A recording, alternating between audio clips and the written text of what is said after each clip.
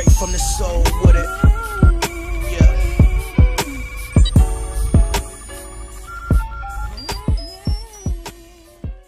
So ESPN Ramona Shelburne was on the Mason and Island radio show, and she came on to talk about the Los Angeles Lakers' potential coaches for next season, as the rumors spread that the Lakers plan on firing Luke Walton once the 2018-2019 season once it officially comes to an end. Mason and Island created a list of potential coaches for Ramona to tell them who she think the Lakers could consider as a coach next season, and also names that she has been hearing in NBA circles around the league. Before Steve Mason began reading the names off the list, John Island asked Ramona, is there a chance Luke Walton keeps his job next season? And she says probably not. So that's when Steve Mason started to read the list of names. The first name Steve Mason threw out to Ramona was Jason Kidd. Ramona says she sees why the name is on the list, but she doesn't think that's the right name. Second on the list was Mark Jackson. Ramona responded by saying nope. Number 3 on the list was Tyronn Lue. Ramona says yes. Number 4 was Luke Walton, but obviously she already made that clear that Luke Walton will not be coming back next season. Number 5, Frank Vogel. Ramona says whoa and says yeah. Number 6 was Kevin McHale. She says that would be really weird. And number 7 on their list is Tom Thibodeau, and Ramona says no. So that's when John Island threw out names off the board and started off with the name Jeff Van Gundy. Ramona says yes, that would be something you should look at, and everybody went crazy. It was like wow, wow, wow, blah blah blah. Doc Rivers, she says yes, but his contract could be something that could possibly prevent that from happening, but says yes, it's fair to put the word possible on it. Ramona says first off, there's a leverage play that for him if he wants to make that, but 2, Rajon Rondo is there. Doc and Rondo have that history, but she says if you're looking at what type of coach that an executive like Magic Johnson would gravitate to, it would be championship experience, has done well coaching veterans and people with stars who are hard to manage. And I mean, his experience in Boston alone would be somebody you should say they should look at that guy. John Island mentioned Phil Jackson, but Ramona says she thinks that Phil Jackson's age may not allow him to ever coach again physically. And lastly, a name she threw out there was Monty Williams. So if you guys would like to hear the full audio, the link is in the description box. Like, I have to say this before I go on my rant because I literally thought about this. We got to use logic here, bro. Let's talk about this biased media and how they brainwash you to make excuses for LeBron James. So if the Lakers were the 4th seed and they were playing so great before LeBron James got injured, before Lonzo got injured, before Rondo got injured, I mean, wouldn't that mean Luke Walton deserves credit for the Lakers playing great and having the 4th seed before the injuries? Like, that doesn't make sense. We talk about firing Luke Walton and the Lakers were a 4th seed, and you see people in the media, Chris Broussard talk about this all the time, Shannon Sharp. I mean, just so many different people, so many different players, whether that's Steven Jackson, whoever. They always talk about the Lakers being the 4th seed, but shouldn't Luke Walton get credit for the Lakers being the 4th seed at the time? Or should we just blame Luke Walton for everything? Maybe Luke Walton is just a scapegoat, because that just doesn't make sense to me. Like, wasn't it the injuries? Yes, there's a problem when you're losing to mediocre teams, but a lot of these games were lost because LeBron James couldn't close in the 4th quarter. LeBron wasn't playing defense, and he's the leader, so if he's not playing defense, then the rest of the team is not going to follow his lead and play defense either. They're missing free throws. Kyle Kuzma pushing LeBron James to play defense, but it's because ESPN needs a scapegoat so ESPN can protect their marketing asset, LeBron James. Honestly, I hope the Lakers keep Luke Walton next season and force LeBron James to fall in line. I wouldn't be surprised if the Lakers keep Luke Walton, because like y'all like to say, y'all believe this, that Jeannie Buss loves Luke Walton. He hasn't been fired yet, so at this point LeBron didn't get what he wanted all season. So you mean to tell me this man hasn't got what he want all season, and now all of a sudden they're going to start to give LeBron what he want? They haven't changed the roster. You know, you have to be logical for a moment. And I know there's a lot of overly emotional fans out here who like to be told what they want to hear instead of what they need to be told, because I've got some predictions wrong, but for the most part all season I've been fairly accurate. I mean, fairly. Was I wrong about some predictions? Absolutely, that happened. But I told you that this season was like a new car smell. When you first buy a car, it smells good, but if the person is filthy, then no matter what car the person buys, the car gonna stink because that person is filthy. And that goes back to LeBron James in Cleveland. Now I'm gonna give y'all my honest opinion. Let's use some logic. Y'all need some harsh reality. Don't let ESPN keep brainwashing you. Throughout the entire season this year, LeBron hasn't gotten what he wanted. He hasn't got a new coach. He didn't get Trevor Ariza. Nope. He didn't get Anthony Davis. Nope. He didn't get Damian Lillard or any secondary superstar, Bradley Beal. None of them. Did he activate playoff mode? No. Shooters? No. Young guys traded? No. And the reason I say this because these coaches that are being named, they're all to accommodate LeBron James, which I'm not saying it won't happen, but let's be realistic here. If players don't want to come play with LeBron James, because if you win, LeBron James gets all the credit. Then if they lose, and if Luke Walton last year coached his team to 35 wins, then when LeBron James come, they're on pace to win either a couple games more or a couple games less.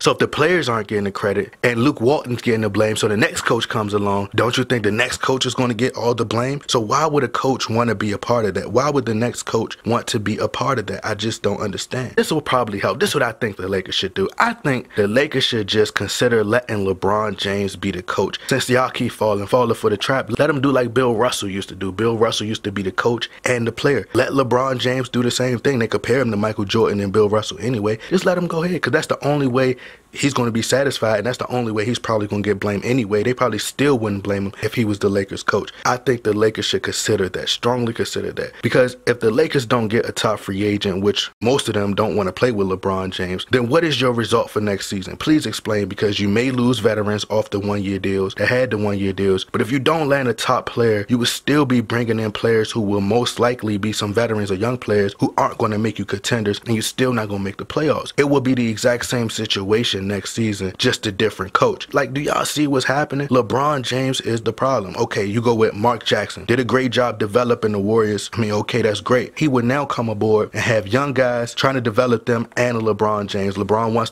to run his own system, play his own way. Wouldn't work. Jeff Van Gundy would come in, run his own system, and eventually the Lakers will go on a loser streak. LeBron gets frustrated once Van Gundy fired. Tyronn Lue. It's like Lakers fans, I'm probably sure they're LeBron fans vouching for Tyronn Lue. And I'm like, bro, did you not see LeBron and Tyronn Lue last year? Like, they might have made the playoffs, but they were in the Eastern Conference and everything was good, but they were arguing on the sideline. And then Tyronn Lue had these mysterious health issues that we never heard about him having a history of. But anyway, Doc Rivers leaves the Clippers, where he has a team who was, you know, they was first in the West in the beginning of the season. You know how they always talk about the Lakers were fourth in the West. But yeah, remember, the Clippers were first in the West at one point. They don't have no stars on their team, and they're still in the playoff race. So you telling me he leaves that for the Lakers, and they could possibly get 2 free agents next season? Like, I love my Lakers, but we have to be realistic here. I need harsh reality and truth. That's what ESPN is not going to tell you, and that's why I use ESPN as a backdrop, because I give you the truth and do you actually see it happen. But I don't see it happening. I think the best chance and the most likely chance we have of something possibly happening is if Luke Walton finishes out his contract and he has that great relationship with Klay Thompson, and we could try to snatch Klay Thompson from Golden State. I don't know, maybe they will fire Luke Walton, but to me, whoever you bring in next season, I think it doesn't matter. I think we will continue to get the same result until LeBron James retires. And it's starting to look like these LeBron James 4 years with the Lakers will look a lot like Kobe's last years before he retired.